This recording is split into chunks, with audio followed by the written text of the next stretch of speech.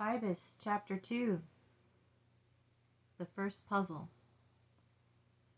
The bell rang in Cy's busy high school, but could barely be heard over the crowd of students just back from summer. Cy, wake up! One of Cy's buddies tried to make it towards him as he was chatting up the home economic girls trying to get an after-school snack. A cheerleader smacked him on the rear as she walked by. The ladies loved having Cy as their eye candy. It made school so much more enjoyable. "Cy, are you coming to clean my parents' pool this weekend?" said a buxom brunette. "You know I'll be there. Gotta save for the Vegas trip, you know." "I'll wear my bikini then," she said with a wink.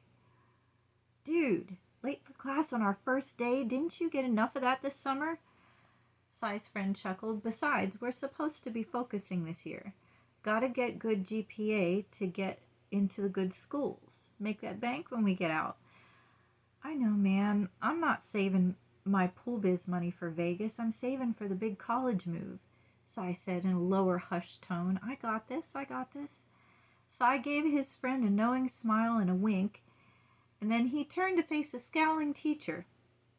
"Because everything's easy for you, Mr. Aquino? You be glad you got brains with your charm. Don't confuse the one with the other or you'll go off path. Now take a seat, and that's the first and last time you'll be late for my class, Cyrus." Cy sat down in a half-slump, looking disapprovingly out the window. He hated it when teachers used his whole first name. He wouldn't mind if they called him by his middle name. Hunter is a wicked cool name. What were his parents thinking with Cyrus, though? Probably his dad's idea. Since they split, his dad moved his bookstore to Washington State. Cy didn't get to see him as often as he liked. He'll sure ask him next time he sees him, though, now that he's old enough to have a grown conversation with the man. Elora didn't know this would be her last time she would drive to the city with her father, and neither did he. They always had so much fun. The clockmaker had asked them to come on a Sunday, which was a much calmer day for the city. Quiet, not like back home quiet, you can hear the birds and crickets, but quiet for the city. They entered the clockmaker's intricate shop, full of lovely gadgets. Elora was definitely Gadget Girl, she referred to herself when writing Cy sometimes. She loves how things work. Inside the shop were not only clocks, but gadgets of all kinds. There were ornate desk sets with hidden compartments, chess tables inlaid with mother-of-pearl and marble chess pieces, clocks that doubled as safes, and Elora's favorite, puzzles. The clockmaker knew well of Elora's love for puzzles. She had solved almost every one in his shop. "I can't get this box to open," Elora said, not meaning to interrupt the conversation her father and the clockmaker were having. "Oh, you will be thrilled with that box. That is a puzzle box. You have to figure out how to open it," the clockmaker said with a wink. He had placed it on the end of his counter just before their arrival for her to find. Her eyes glowed in excitement in studying it. Elora discovered some of the inlaid squares could be pressed down. She tried pressing a few, still not releasing the box. Her father had finished up his conversation with the master craftsman. "Come on, Elora, it's time to head back. Give Lorenzo his box back." Elora didn't want to give up on this. It was fascinating. "What made you think of such a wonderful thing to create?" she asked. "Oh, my dear, puzzle boxes have been around for centuries. That is actually not my handiwork. My grandson has a passion for those. He made that," the clockmaker said, beaming with pride. "He inherited your gifted talent to chip off the old block," her father chuckled, as he picked up a block of cherry wood that they had just brought in and put it back down. Pun intended, he grinned. "Dad," Elora said, rolling her eyes, but she was chuckling along with Lorenzo. She looked at the box again, studying it. She sincerely wanted to open this and did not want to put it down. After a kind but commanding glance and nod from her father, Elora reluctantly set the box back down on the counter. "This one is for you, dear. You keep that one." "Oh, we couldn't," her father started. "Yes, I insist. It truly is yours. Take it with you and discover its secrets," Lorenzo said in a soft and almost mysterious tone to Elora. Her face brightened again with joy. "Oh, thank you." She hugged Lorenzo. "Be safe going back. It's getting late." "Not too late to pick up coffee and cannolis for our ride back, I hope," her father said while shaking Lorenzo's hand. "Gina's Cafe should still be open," Lorenzo said with a knowing smile, and patted her father on the back as they left for the cafe. Elora loved these trips with her father. It was the only light-hearted, happy part of her childhood. Well, she couldn't say childhood anymore, as she was about to get ready for college. Trade school, rather. Bigger colleges were a bit too steep in price for her taste. She learned so easily that she thought it preposterous to charge so outrageously much for something that came so simply to her. Lost in thought in the joy of her trip and her newfound gadget, she did not even notice young Lorenzo, the young man she had seen just a couple years earlier, walking down the sidewalk and into his namesake grandfather's shop. Returning up the gravel drive to the house, Elora caught a glimpse of what looked like Devin, ducked behind the stacks of firewood. She could hear her mother screaming nonsense from inside the house, even down at the end of the turning driveway. "Dad, let me out here. I think that's Devin." Her father looked at the screaming house and then back to Elora. "Okay, but I might be in the garage when you get back up to the house." They both gave a knowing half chuckle and a half sigh. Elora would figure out later in life that her mother behaved that way out of low self-esteem and that was incorrectly taught to her by her own parents. They had also taught Elora's mother a plethora of incorrect beliefs which led to more misery instead of how to thrive. Her mother had attempted viciously to instill these negative beliefs into her, but Elora took action. Elora read the right things and talked to a lot of different people to gain better wisdom. Devin, is that you? Oh, Elora, thank God it's you. Why are you hiding at home? Did you start a game of hide and seek without me?" She laughed a little bit. "It's been years since we played that." "Very funny," he scoffed. "I want to see Melinda tonight, and the guys keep stopping over one by one, trying to get me to hang out. They say that I go to her house too much. I like it there, and I thought you were one of them until I saw it was Dad's truck." "I see your dilemma," she said. "Well, we have some food left from your birthday, and I finished a Sherlock Holmes story this week I can tell stories from. I can tell Mom I've got to burn the wood scraps and call the guys and have a bonfire. Their bellies will be full, they'll be glad they hung out, as will I, and they'll be home in bed before you get back from Melinda's." "Thank you," Devin said as he started the walk to Melinda's house. He had one more year until he could drive illegally and pick her up to go on real dates. "What, that's all I get? No excellent plan? How'd you come up with that, Elora? Nothing?" He didn't hear her. He was already down the drive. She started back to the house. No one thought it odd that most of Elora's friends were guys. She still loved skirts and her long hair and girly things, but no other girls her age lived on their end of town, and that's just how it was. Maybe that's how she could talk to Cy so easily. She took the puzzle box out of her pocket and tossed it in the air and caught it, and then put it back. She would have to get to that later, as usual. Her passions would have to wait. Elora sighed. Sure, she had classical piano recitals. She wrote scores of poems. She even had an offer to move to Broadway. The offer had come from her drama coach's friend, who stated that she held a head position there. Her family would not allow her to pursue these things, and she was too young yet to leave by herself. She also lacked the means to do so. Besides, she had to graduate high school yet. She sighed again heavily. Elora had always had a gut feeling that what she was meant to accomplish would come later in life. A bittersweet thought, but a true one. No one seemed to notice how often she came to the rescue, as if they expected her to fill in the gaps of what they wouldn't do for themselves. As if they didn't know or care that Elora wanted a life too. Cy kept reassuring her that one day it wouldn't be like this, and she held on to that hope. This isn't technically New York, Cy. Ah, Montclair was the winner of the wonderful me, Cy replied. Besides, York isn't New York either.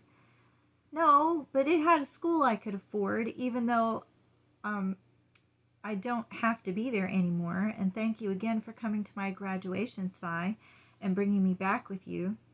I'd like to look for a job and apartment near you, so we can start our adventures you promised me for years, she replied, not looking up from the puzzle box in her hands. You still messing with that thing? Cy asked, as Elora was fiddling with the puzzle box, like she was the whole time they were talking. She had kept it all these years as a reminder of her last visit to the clockmakers with her late father. It was one of the few things she had as a reminder of those cherished times. Oh, I keep changing this one now. It had a ring in it, and she showed him the ring. It matches my cross necklace, see? I figured this box out a long time ago. That's why I wanted to meet up for lunch. I found another one, Cy. However, the clockmaker has been gone since just before my father passed. I wanted to see if you would figure this mystery out with me. Sure, the clockmaker had it in his shop, but he said he had that one made just for me, so why would a second one show up now? Cy was only half listening as his eyes were darting around at every female in the room, then distracted by a senior girls' softball team that walked past their table. Cy, are you listening? She rolled her eyes. Try your age group, Cy. You don't want to wind up in trouble. Please don't mind that. Cy said with a sly smile and a twinkle in his eye, raising his eyebrows. You are trouble, Elora said. Will you figure this out with me or not? Sure, I will, Bess. You know I promised you adventures anyway, and adventures there will be. And to be or not to be, DeMonte stated poetically. He had rolled in on rollerblades and did a dramatic 360 twirl and faced them. Ah, what was the question? You are a question, Cy laughed. You are in question, DeMonte bounced back. The answer is the question. Cy was getting smart now.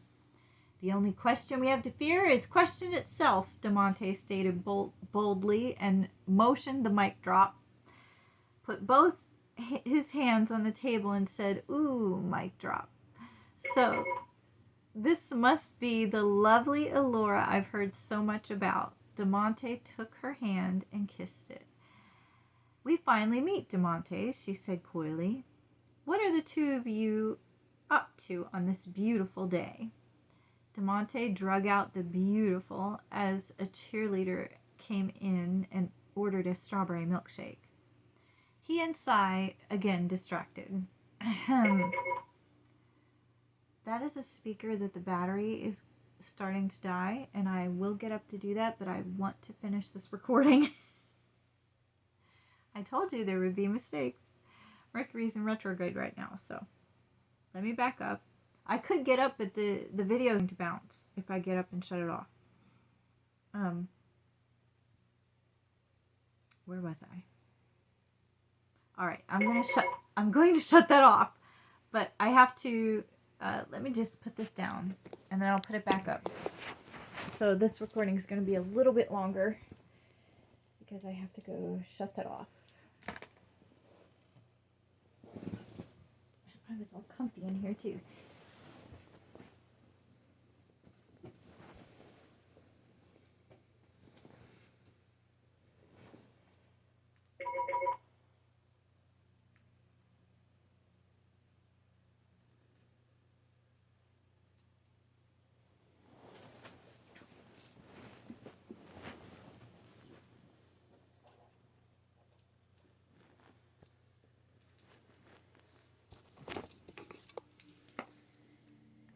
Okay. Well, I'll get it. All right, here we go. So where were we? She was like, Elora grunted. She was used to this behavior since Cy was in junior high. Boys. Yeah, the two of them snapped back at her simultaneously with half-guilty looks. I was actually about to investigate something with Cy's assistance. I need to use the library here, plus I missed him, she said, winking playfully at Cy. Ooh, mysteries, DeMonte said, rubbing his hands together. I like those. Call me if you need any help. I'm about to pull a Sherlock Holmes and investigate something myself, if you catch my drift. Elora let out a sigh. Like a sigh. Cy was used to her exasperation with his behavior. However, he is who he is. He knew this was important to Elora. Bess, Cy leaned to her in almost a whisper. Meet me at the library for lunch tomorrow around noon. We'll figure out your new box together. He winked. I knew I shouldn't have done this at this time, but that's okay. We'll finish this. He winked at her.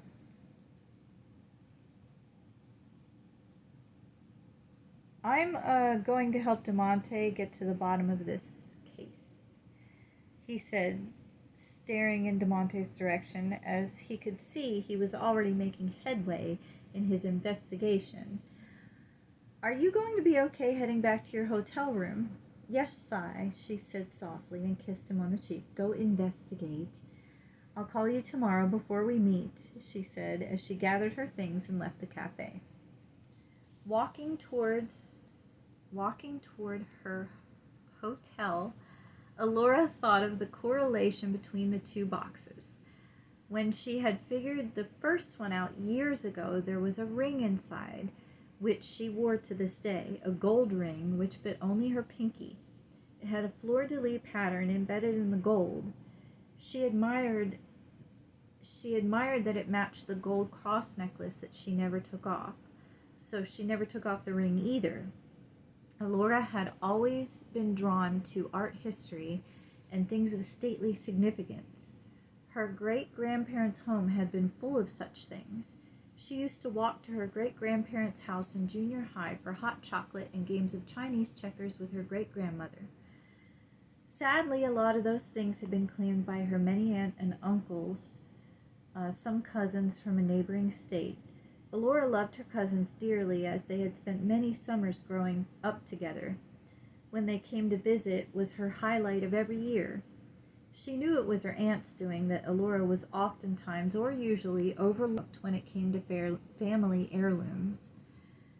However, Elora got to share daily life with her great-grandparents when they were alive, and that was priceless to her.